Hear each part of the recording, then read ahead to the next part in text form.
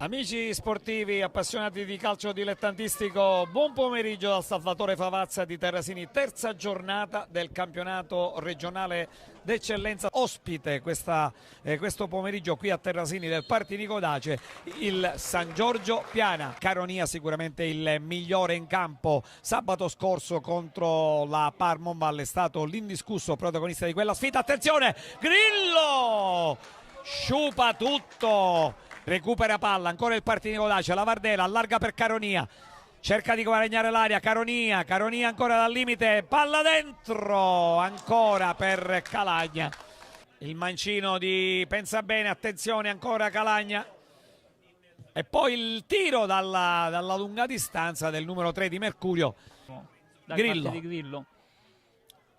Come fosse un calcio d'angolo, attenzione, mamma mia!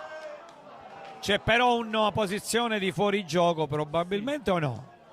No, credo di no. No, non alzato. Non ha alzato la bandierina, ha segnalato solo il pallone fuori. Caronia. Grillo.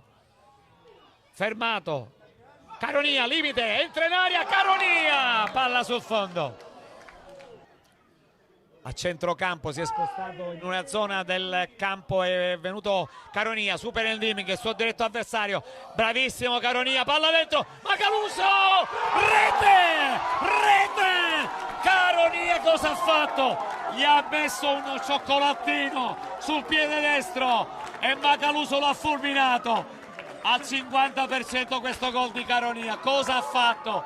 È partito da centrocampo, 1-2 dribbling e poi gli ha messo un pallone tra i piedi che Macaluso non poteva sbagliare. Gran gol, la sblocca Macaluso, insiste Mannina, bravo l'intervento di Marino, ma arriva in questo preciso istante il triplice fischio del direttore di gare, signor Vendrame di Trieste, che sancisce la fine della partita. Ha vinto il Partinico d'Ace 1-0, partita vittoria meritata perché è stata molto sofferta